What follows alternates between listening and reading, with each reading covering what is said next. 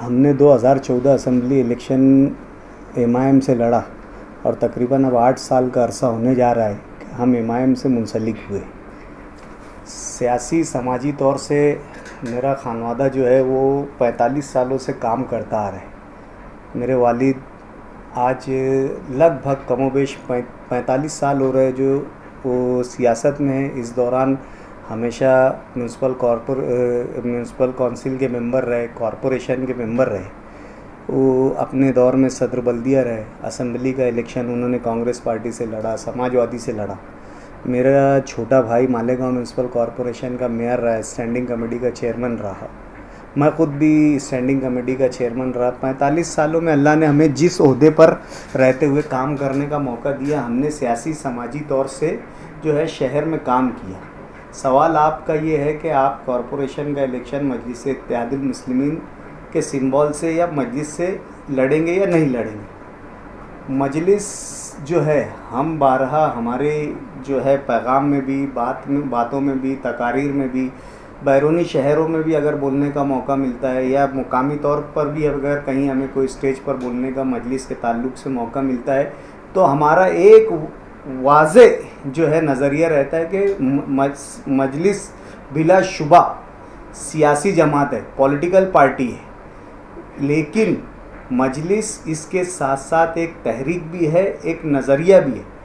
आज मुसलमान तालीमी तौर से, माशी तौर से, समाजी तौर से पिछड़ते जा रहा है। आज होना तो ये चाहिए था कि मुसलमानों के लिए तालीमी मैदान में उनकी बरतरी की बात की जाए, माशी तौर से उन्हें कैसे खुद कफील बनाया जाए इस मसले पर बात किया जाए, समाज में कैसे मुसलमानों को बेहतर बनाया जाए इस तरीके पर बात किया जाए, इस मुल्क के मुसलमान को कैसे मुख्य धारा में लाकर खड़ा किया जाए, यानी मेन स्ट्रीम में लाकर मुसलमानों को खड़ा करके उनकी जो एहसास कमतरी है उसको दूर किया जाए। इन तमाम मसाइल पर बात होना चाहिए। इन तमाम बातों पर जो है लाहे अमल तय करके मुसलमानों की फलाह, बेहतरी और भलाई के लिए काम होना चाहिए। लेकिन देखने में ये आ रहा है कि हर सियासी जमात जो है वो मुसलमानों का इस्तेहसाल बज़रिया वोट हासिल करने के लिए करती है, लेकिन उनके मसाइल से जो दूर भागती है। अब ऐसे में सवाल नुमाइंदगी का खड़ा होता है। अब ऐसे में मुसलमानों का पुरसान हाल कौन है, ये बात का जो है जवाब जो है इस मुल्क का मुसलमान चाहता है। ऐसे में सिर्फ़ और सिर्फ जो है एक क़यादत जो आज पूरे मुल्क में मुसलमानों के हुकूक के लिए लड़ रही है और ये बात मुसलमानों को समझाने की कोशिश कर रही है कि जब तक आप मुत्तहिद नहीं होगे, जब तक आप अपने सियासी फ़ैसले सही नहीं करोगे, जब तक आप सियासी ग़ुलामी से आज़ाद नहीं होगे, जब तक आप ज़हनी ग़ुलामी से आज़ाद नहीं होगे, जब तक आप अपनी जो है हकीकी सियासी आज़ादी की तरफ नहीं जाएंगे, जब तक आप अपने सियासी फ़ैसले सही नहीं करेंगे, जब तक आप अपने रहबर और रहनुमाओं से तंग नज़री दूर करके उन पर एतमाद नहीं करेंगे, तब तक इस मुल्क में आपकी तरक्की नहीं होने वाली है, आपकी जो है खुशहाली नहीं आने वाली है, आपका खोया हुआ वक़ार आपको नहीं मिलने वाला है। इन तमाम बातों का एहसास जो है आज जो है मजलिस इत्तेहादुल मुस्लिमीन के कौमी सदर बैरिस्टर असदुद्दीन अवैसी जो है ये समझाने की कोशिश कर रहे हैं। इसीलिए हम ये कहते हैं कि मजलिस इत्तेहादुल मुस्लिमीन ये ना सिर्फ़ एक सियासी जमात है, बल्कि ये एक तहरीक है, ये एक नज़रिया है। इस नज़रिए को इस मुल्क के दबे कुचले मुसलमानों को अपनाना होगा, तब जाके कहीं इस मुल्क में दस्तूर की बालादस्ती कायम रह सकती है, तब जाकर इस मुल्क के मुसलमानों को इस मुल्क के आइन के मुताबिक ज़िंदगी गुजारने का हक़ हासिल हो सकता है। इस नज़रिए को हम हमारी ज़िंदगी के रहते हुए तो नहीं छोड़ सकते हैं। या हम जो कह रहे हैं कि मजलिस इत्तेहादुल मुस्लिमीन सिर्फ सियासी नज़रिया नहीं है, यह हमारी बका का भी नज़रिया है, और जो नज़रिया हमारी बका का है उस पर का तहफ़्फ़ुज़ करना हमारा जो है, अब मैं समझता हूँ कि मजहबी मिली जो है ज़िम्मेदारी है। इसके तहत हम आने वाली हर सियासी जो है एक्टिविटी मजलिस इत्तेहादुल मुस्लिमीन के बैनर तले करेंगे। असदुद्दीन ओवैसी साहब से आपके करीबी ताल्लुकात रहे कि तकरीबन ये 2-3 महीने में कई मरतबा मालेगांव शहर के आसपास के शहरों में ओवैसी साहब आए, लेकिन मालेगांव उनका ना आना ये क्या साबित करता है? देखिए अवैसी साहब जो है ये पूरे मुल्क के कौमी लीडर हैं और आप देख रहे होंगे एक के बाद मुख्तलिफ़ रियासतों में इलेक्शन हो रहे हैं।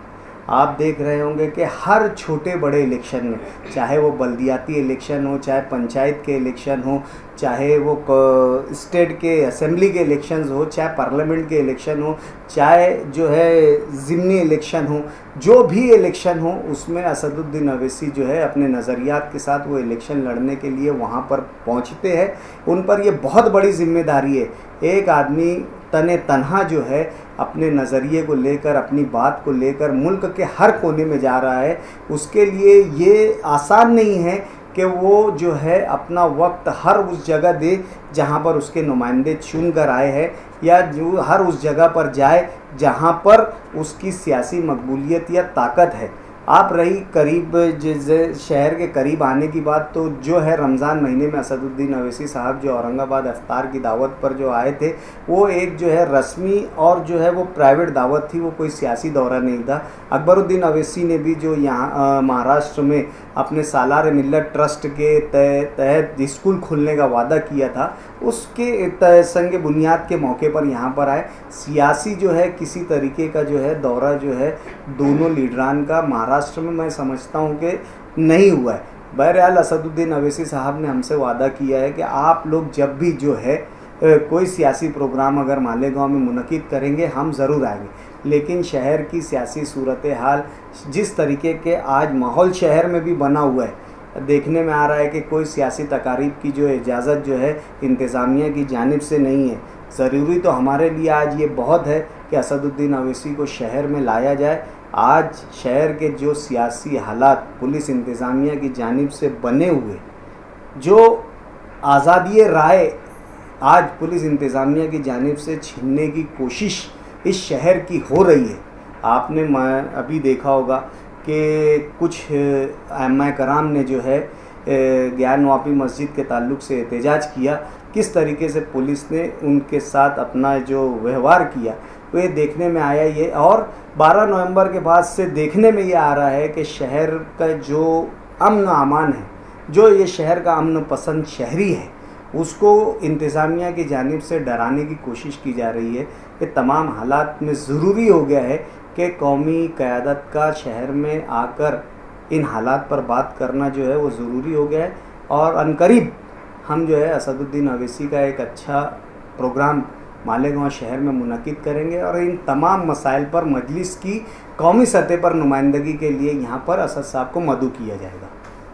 स्कूल बनाने का वादा मालेगांव के लिए भी वो छोड़ गए थे, तो इसको लेकर कुछ अपडेट? सालार मिल्लत ट्रस्ट का जो बात है, वहाँ पर दो ट्रस्ट है, एक दारुस्सलाम ट्रस्ट और एक सालार मिल्लत ट्रस्ट। दारुस्सलाम ट्रस्ट जो है ये जो है मजलिस इत्तेहादुल मुस्लिमीन का अपना ज़ाती ट्रस्ट है। सालार मिल्लत ट्रस्ट जो है वो अकबरुद्दीन अवैसी का जो है अपना ज़ाती ट्रस्ट है।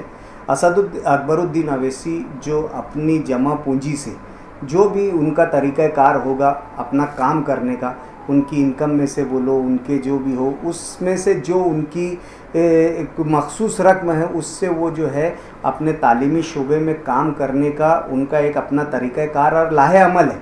उसके तहत पहले उन्होंने हैदराबाद को तरजीह देते हुए इस 7 सालों में 11 नई स्कूलों का उन्होंने क़याम किया। ऐसी स्कूलें जहाँ पर गरीब के यतीमों के बच्चे मुफ्त तालीम हासिल कर सकते हैं। सिर्फ मुफ्त तालीम जो है प्राइमरी नहीं, अगर उनमें सलाहियत अल्लाह ताला ने दिए है तो जिस शोबे में वो माहिर होंगे उस शोबे की आखिरी हद तक की तालीम जो है वो ऐसे इदारों में कायम कर सकते हैं। अकबरुद्दीन अवैसी ने सालार मिल्लत ट्रस्ट के तहत जो है अभी ऐसे 11 जो है अदारे वहाँ पर कायम किए हैं। और उसके बाद अब वो रियासत तेलंगाना से निकलकर अब उनका जो प्रोग्राम था कि जो औरंगाबाद, मालेगांव और नांदेड़, इन्होंने इसको तरजीहात दी है। इस बुनियाद पर औरंगाबाद में उन्होंने सबसे पहले 28 करोड़ की खतीर लागत से जो है इस तरीके के प्रोजेक्ट का काम शुरू किया है। एक आदमी अपने ज़ाती और निजी खर्च से जो है इतने बड़े बड़े प्रोजेक्ट का इम्प्लीमेंट कर रहा है, इतने बड़े बड़े प्रोजेक्ट्स को अमल दरामद कर रहा है। वो यक ब यक होने वाला नहीं, कोई सरकारी ख़जाने का इस्तेमाल करके वो काम करने वाली बात नहीं है, या कोई ऐसे वो नहीं है कि एकदम वो हो जाए, ये एक मिशन है।